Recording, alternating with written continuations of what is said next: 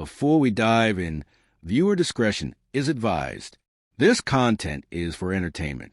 What happens when one of country music's biggest superstars walks into the lion's den of daytime television and finds himself face to face with one of the most outspoken, unfiltered hosts in American broadcasting? What unfolds is not just another celebrity interview gone wrong. It's a masterclass in standing your ground. A battle of worldviews that escalated from polite conversation to one of the most explosive confrontations in live television history. This is the story of the day Blake Shelton walked onto The View and delivered a verbal knockout that left Joy Behar speechless. The studio in chaos and millions of viewers picking sides in a cultural war that had been brewing for years. Before you witness what happened next, understand this. What you're about to read isn't just entertainment gossip. This was a defining moment when the mask came off, when Hollywood polish gave way to raw, unfiltered truth, and when a country boy from Oklahoma reminded the entire entertainment establishment exactly who he was and who he would never be. The morning started like any other episode of The View. Studio lights blazed across the familiar set.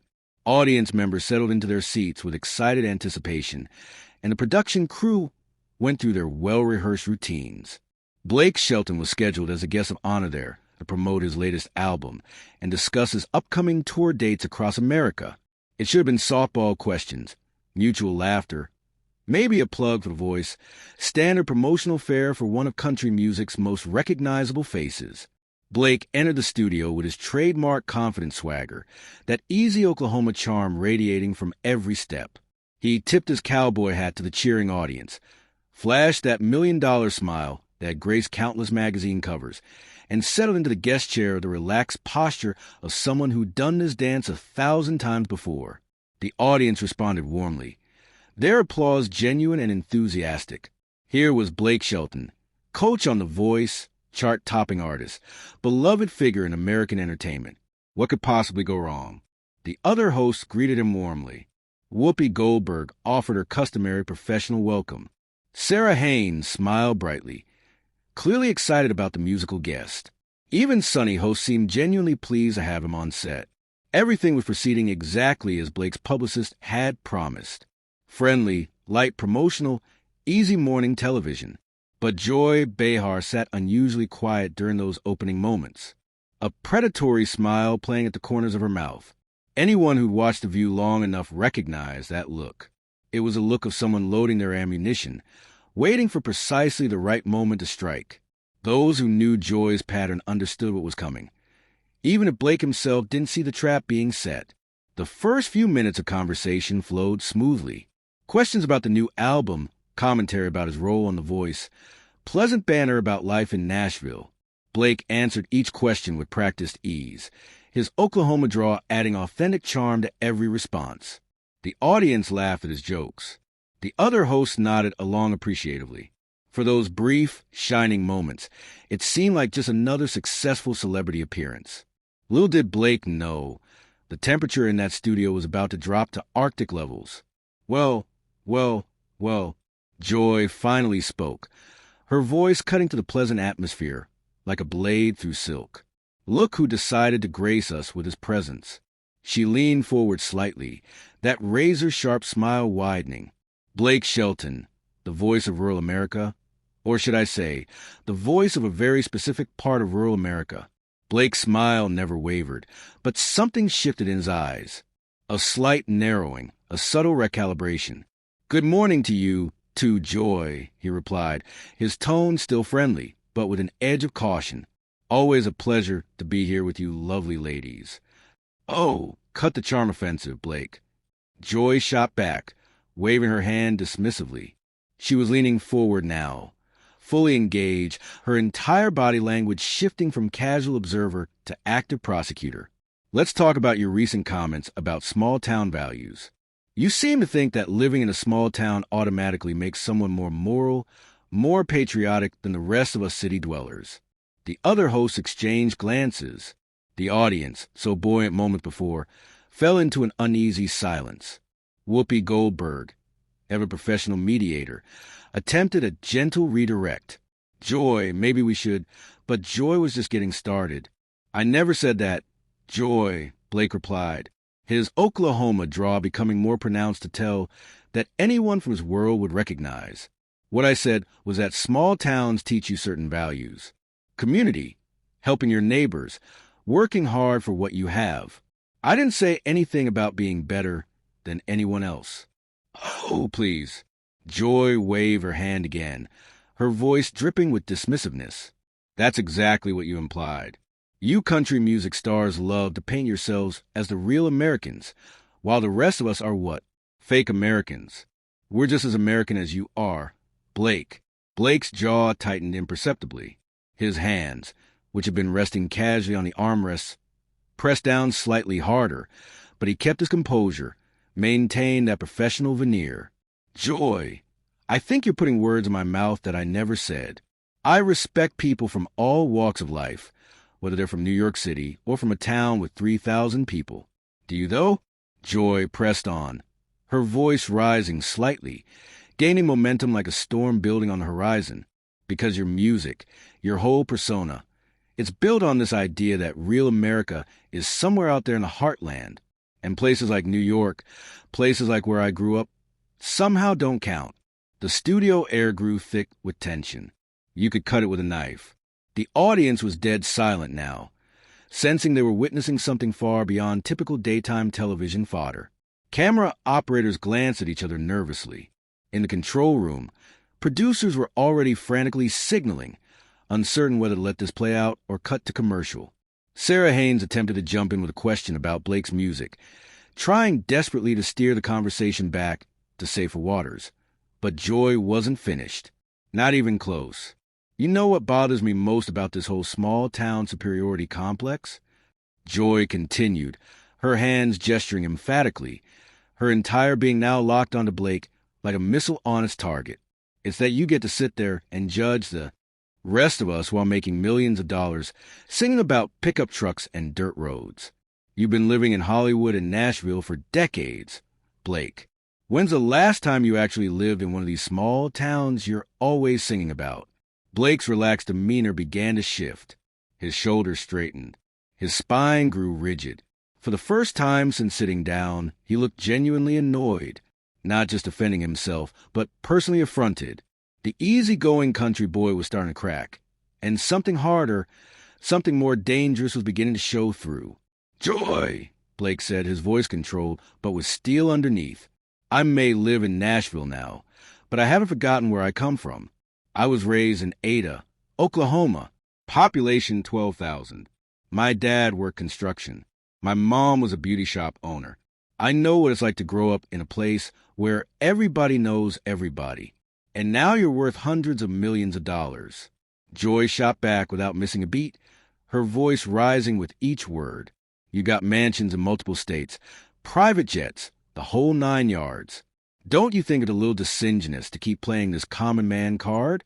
Blake's famous smile, that easy, disarming grin that had charmed America for decades, finally cracked. Shattered, really. You know what, Joy? His voice had changed entirely now. Gone was a promotional tour politeness.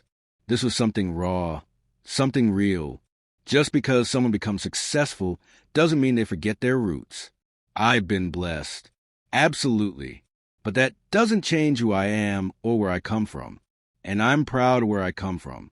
Proud enough to exploit it for profit? Joy retorted, leaning back slightly, clearly enjoying the reaction she was getting.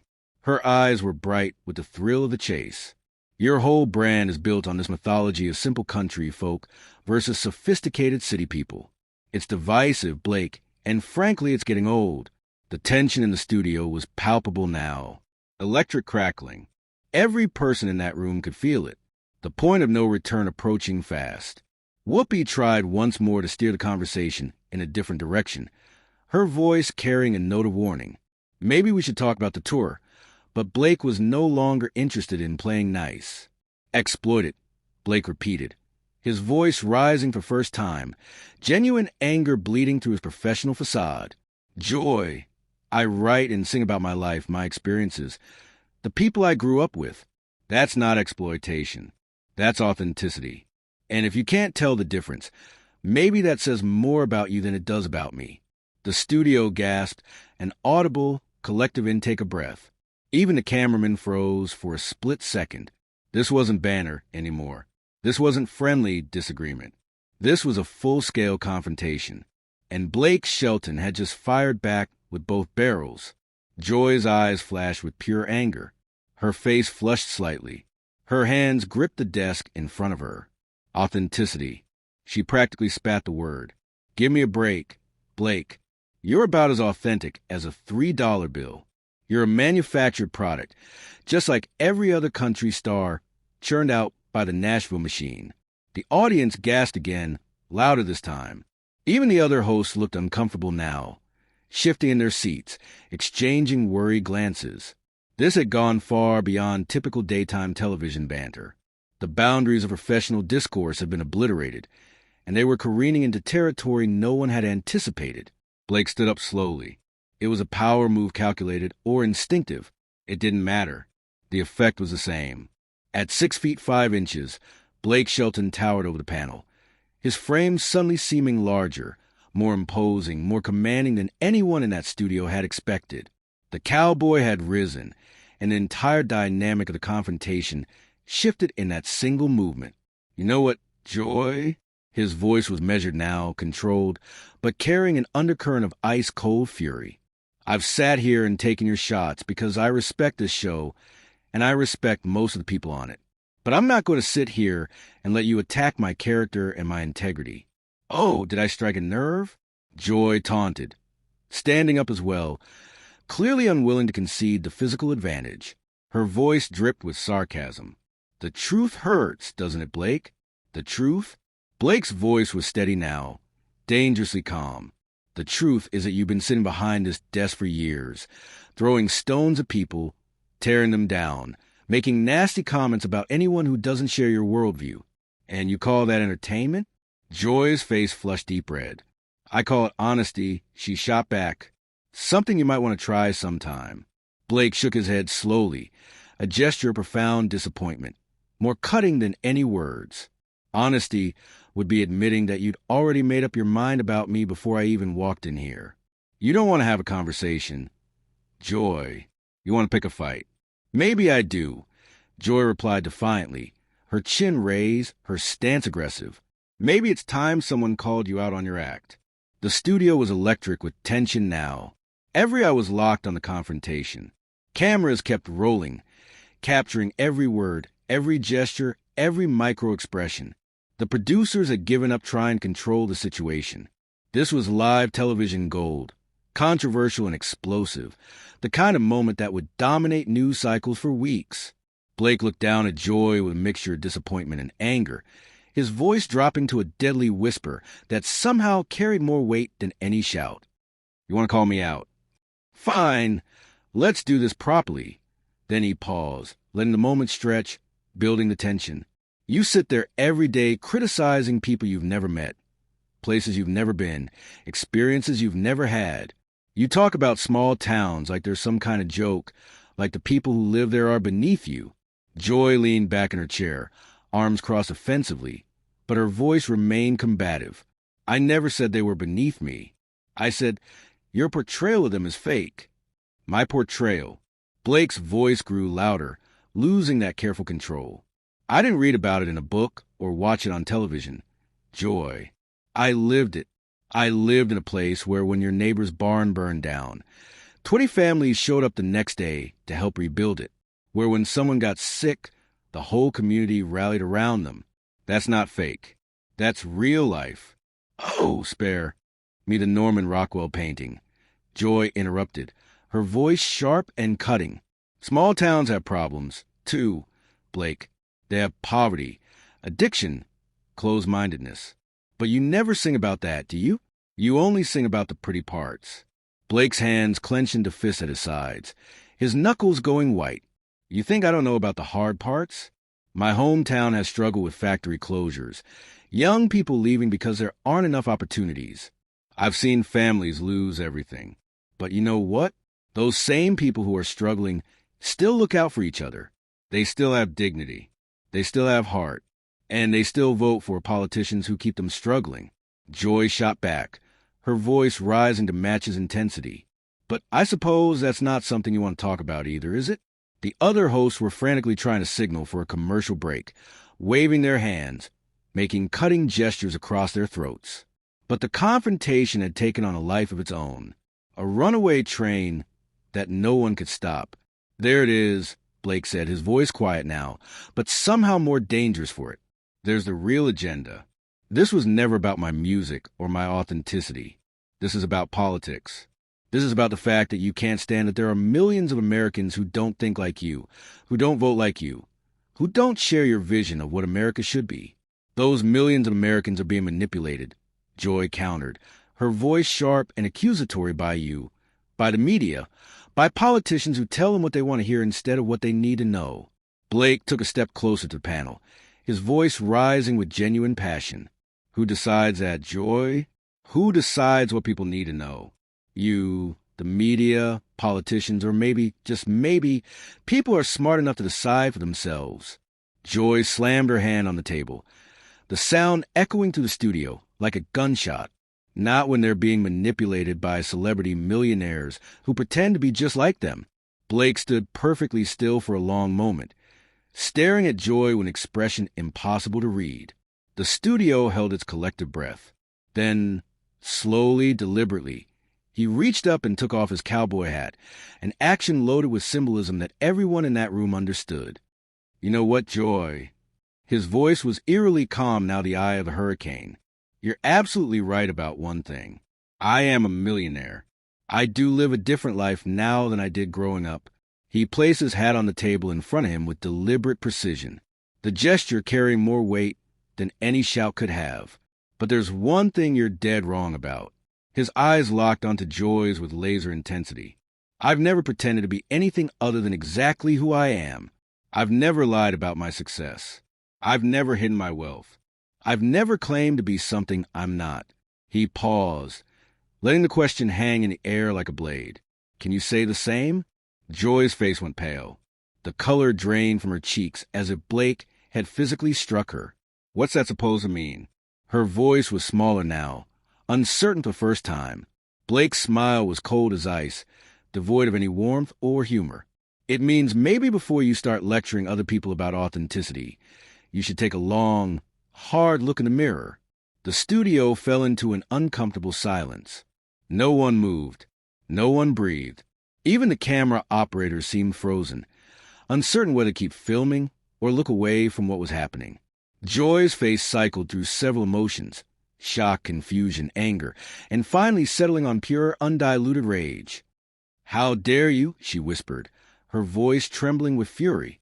"How dare you come onto my show and attack me personally?" Blake picked up his hat and placed it back on his head with slow, deliberate movements, each gesture carrying symbolic weight. "Joy, this is The View, not the Joy Behar Show. And I'm not attacking you personally. I'm responding to your personal attacks on me. You think you're so clever, don't you?" Joy's voice was getting louder again, shriller, losing controlled venom from earlier. "Coming in here with your folksy wisdom and your ash routine. Well, let me tell you something, cowboy. I've been in this business longer than you've been wearing that ridiculous hat." Blake's eyebrows raised slightly, a hint of genuine amusement crossing his face. "This business? You mean the business of entertainment? Because last I checked, we're both entertainers, Joy. The only difference is I don't pretend my entertainment is more important than anyone else's. My entertainment?" Joy stood up straighter, her voice reaching crescendo. "I inform people, Blake. I educate them. I help them understand the world around them. What do? You help them escape from reality. And what's wrong with that?" Blake asked, his voice calm in stark contrast to Joy's escalating volume. The juxtaposition made his words cut even deeper. "What's wrong with giving people a few minutes of happiness? What's wrong with helping them forget their troubles for a little while?" Joy laughed bitterly, the sound harsh and ugly, because while they're forgetting their troubles, those troubles are getting worse. While they're listening to your songs about simpler times, the world is passing them by. Blake shook his head slowly, disappointment etched into every line of his face. "Joy, you talk about informing people and educating them, but all I've seen today is you try and tear me down. Is that what you call education? Is that what you call helping people understand the world? I'm helping them understand that people like you are selling them a fantasy. Joy shot back, her composure completely gone now. A fantasy that keeps them from demanding the real changes they need. And what changes are those, Joy? Blake's voice had an edge to it now, sharp and cutting. What exactly do you think I'm keeping people from demanding? Joy gestured wildly with her hands, her entire body language screaming frustration and anger. Better jobs, better health care, better education for their children. Instead of fighting for those things, they're content to live in your make-believe world where everything is simple and pure and good. Blake was quiet for a long moment, studying Joy's face with an intensity that seemed to see right through her. When he spoke, his voice was softer, but somehow more dangerous. A whisper that cut deeper than any shout. You know what I think, Joy? I think you're angry because people find comfort in things that don't come from you. I think you're angry because despite all your lecturing and educating and informing, people still choose to listen to simple songs about simple pleasures. Joy's face turned bright red, her hands shaking slightly. That's not what this is about, isn't it? Blake pressed on, taking another step forward, his presence filling the space. You can't stand that people find joy in things you don't understand, things you don't control. You can't stand that someone like me, someone you think is beneath you intellectually, can connect with people in ways you never could. You don't connect with people, Joy practically screamed. You manipulate them. You feed them lies about how great things used to be, so they won't notice how bad things are now. Blake's laugh was harsh, bitter, nothing like his usual warm chuckle. Joy, I've never once said things used to be better. I've never said people should go backward. I sing about appreciating what you have, about finding happiness in your family, your friends, your community. If that's manipulation, then I guess I'm guilty. You are guilty, Joy said, her voice breaking slightly, tears of frustration threatening to spill. You're guilty of keeping people satisfied with less than they deserve. Blake stared at her for a long moment, something shifting in his expression. Not pity exactly, but a kind of sad understanding. Then slowly, he began walking toward the edge of the set. You know what, Joy? His voice was tired now, worn down by the confrontation. I came here today to talk about my music, to have a conversation with you and your colleagues. But clearly, you had a different agenda. Where are you going? Joy demanded, her voice becoming shrill with panic at losing control of the situation. We're not finished here. Blake stopped and turned back to face her, his expression unreadable. Yes, we are, because there's no point in continuing this conversation. You made it clear that you don't want to discuss anything. You want to attack everything. Joy's voice became desperate, grasping. I want to discuss the truth, Blake. I want to discuss your responsibility as a public figure. My responsibility. Blake's voice was incredulous. Joy, my responsibility is to my fans, to the people who buy my music and come to my shows. My responsibility is to be honest about who I am and what I believe. I don't owe you or anyone else an apology for that. You owe it to the American people to stop feeding them this small-town mythology. Joy shouted, her composure completely shattered now. You owe it to them to stop pretending that ignorance is bliss. Blake's face went stone cold. Every muscle in his jaw tightened. His eyes turned hard as steel. And there it is, he said, his voice dangerously quiet. You just called millions of Americans ignorant. You just called people who live in small towns, people who work hard and raise their families and try to do right by their neighbors. You just called them ignorant. I didn't say that Joy protested, but her voice lacked conviction, the words weak and uncertain. Yes, you did, Blake said firmly, pointing directly at her. You just said it. And you know what? That tells me everything I need to know about you and your version of education and information. The other hosts sat frozen, their faces masks of shock and discomfort. Whoopi had given up trying to intervene. Sarah looked like she wanted to disappear into her chair. The entire studio had become a powder keg, and Blake Shelton was walking away while it detonated behind him. Just walk away. Joy called out as Blake continued toward the exit, her voice cracking with emotion. You can't just run away when someone challenges your beliefs. Blake stopped one final time. He turned back to the panel, his cowboy hat shadowing his eyes, his stance wide and solid. "Joy, you haven't challenged my beliefs. You've insulted me. You've insulted my fans, and you've insulted millions of Americans who don't happen to share your worldview. That's not a challenge. That's just mean-spirited. The truth is mean-spirited sometimes." Joy replied defiantly, lifting her chin in one last show of defiance. Blake nodded slowly as if accepting that statement. "You're right about that. And the truth is this. This show used to be about different perspectives having a conversation. Now it's apparently about one perspective shouting down all the others."